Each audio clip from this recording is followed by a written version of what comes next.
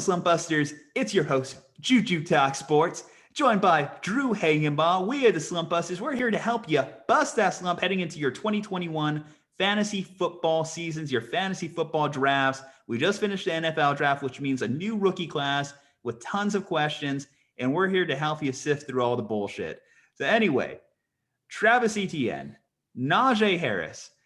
First time in a while we've had two rookie running backs drafted in the first round. And both these guys are very talented and going into very different situations. So, Drew, I'm going to leave it to you out the gate. Who is your favorite heading into 2021 redraft? I would say Najee Harris, just for the fact that I think as an overall running back, Najee Harris is slightly better than Travis Etienne. And plus two, again, as we talked with our quarterbacks in the last video, I just think Najee's in a little bit of a better situation than Travis Etienne. I mean, Etienne has two running backs ahead of him. He's got James Robinson, who's going to be a 3-down back. He's got Carlos Hyde, who's more or less going to be a goal line back when you're in the red zone. So Etienne's got a lot of work to do to beat those guys out to get those touches. And that's what this is all about, is who's going to get the touches. Najee is going to immediately go into Pittsburgh as one running back in Pittsburgh. I think Najee's in a better overall situation than Etienne. And I think that Najee is the better redraft because I think he's going to get more touches and a lot more opportunities than Travis Etienne will. Well, fantasy football is all about that equation of talent versus opportunity. And you are correct. When you look at both these guys, it comes down to who has the most amount of carries coming into the year, because both of these guys are extremely talented. Both have that home run potential, and both will be very involved on third down work as they're able to cash out of the backfield.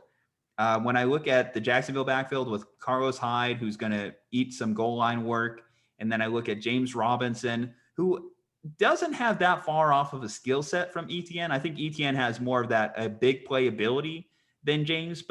And when I think of first and second down work, certainly third down work, I don't think it was that much of a stretch to say James Robinson could have been a 3-down back.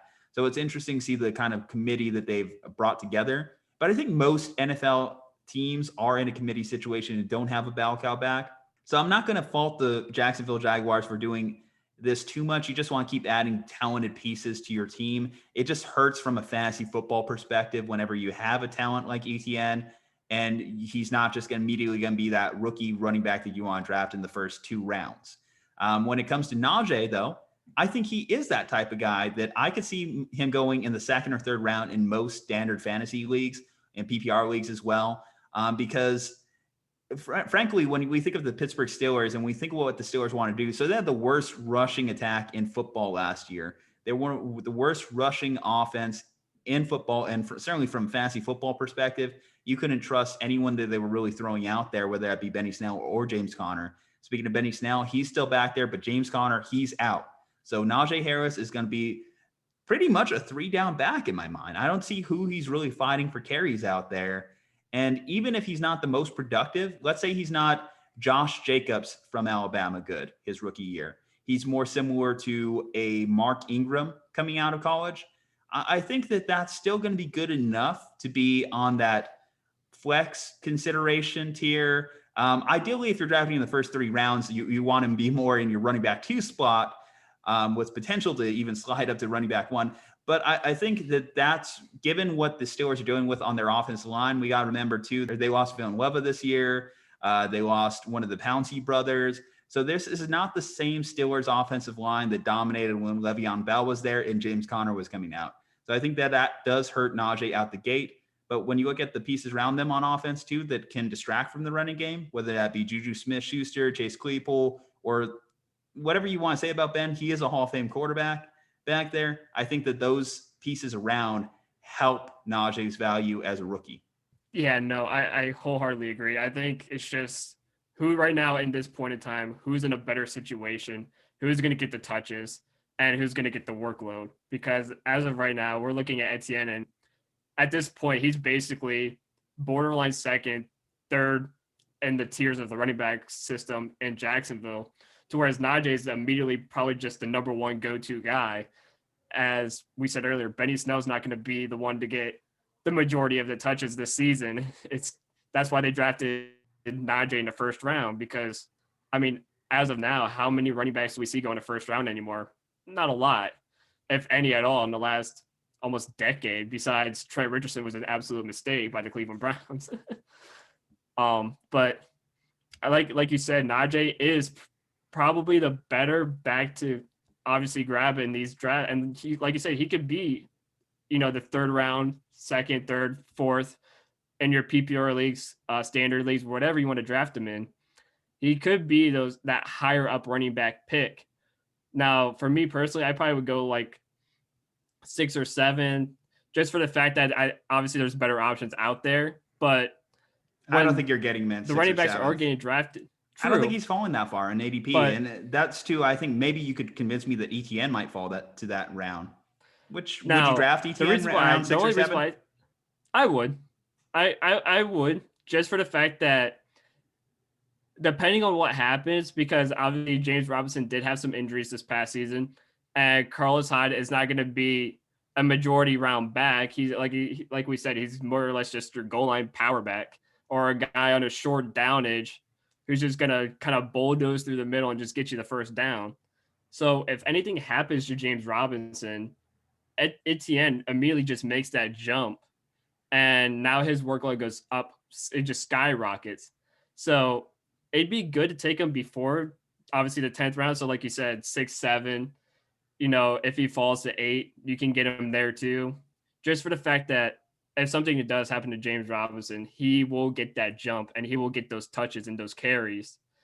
And the only reason why I say Najee in the like past 3 and stuff like that is just for the fact that a lot of people draft differently. I don't know how a lot of these leagues will draft, but I know my formality is your first 2 picks guaranteed running backs, because the depth of running backs in fantasy football is very, very slim compared to wide receivers. So it could be where, yeah, like you said, he could go 2nd, 3rd, 4th, but if he does happen to fall, yeah, that's when you probably want to better grab him quickly before he does go. Yeah, I can see that. Now, from a dynasty perspective, it's always tough with running backs because obviously we know the position is very demanding, and a lot of these guys have trouble making into that 3rd contract. A lot of them even have trouble making into that 2nd contract. Now, both these guys, I believe, are talented enough to at least get past their rookie deals, barring injury, of course. But what I would say is that I think I'm leaning Etienne as the better dynasty play here. And bear with me, too, if you disagree on this one. But Najee Harris, I feel is going to be overwhelmed with an abundance of touches, which is going to be great in the first couple years of having him. I think those first 2-3 years could potentially be big fantasy production season for Najee, especially when he still does have pieces like Ben. But long term, when Ben retires and that offense is a little bit more up in the air and still subject to change, what are they going to look like in a couple of years? I think that could be concerning. And we don't know if they're going to be able to build around that offensive line. Whereas I would say this in Etienne's benefit. Carlos Hyde, that's maybe a year at most. Urban Meyer giving one of his former college guys an opportunity to be with him in the pros. When James Robinson, we've seen undrafted rookies have big rookie years and then just kind of fade off the face of the earth. Where Etienne, at least his draft pedigree, would allow him to stick around on that roster, certainly having that chemistry with Trevor Lawrence. And Trevor Lawrence, Jacksonville's hoping, isn't going anywhere for the foreseeable future. So I think there's a little bit more stability for Etienne than Najee Harris long-term past that rookie deal if you're a dynasty owner. And base floor, again, I think he could be a James White type too.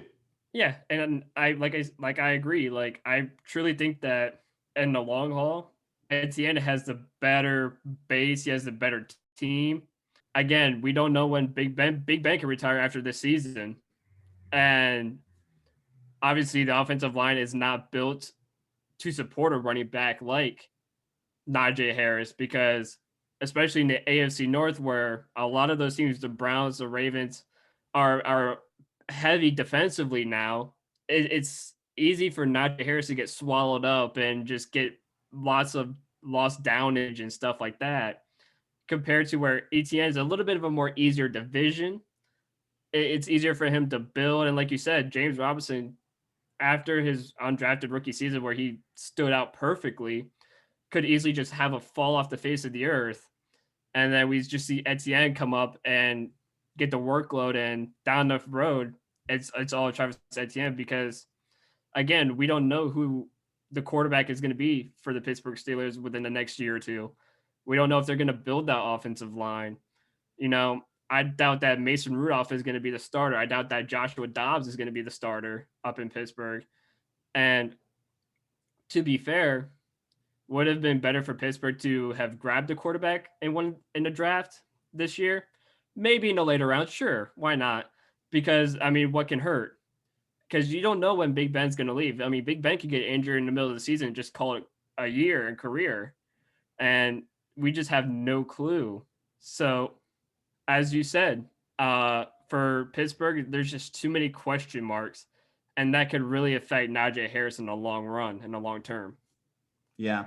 And, I know that this is a tough debate. Obviously, again, running back is such a questionable position. Hell, the best running back in this draft may not even be drafted in the first round. It might not be Najee, and it might not be Etienne. And I think that that's always very much a possibility when we look at these drafts in retrospect. But anyway, Slumpbusters, let us know in the comments below what you think of this situation. Are you leaning Etienne? Are you leaning Harris? Are you going to use promo code SLUMP at cavemancoffeeco.com and save yourself 15% off your next purchase? The answer is yes. Anyway, guys, thank you for subscribing. Cross that 1,000 mark. Go on for 2K next. We'll see you on the next one.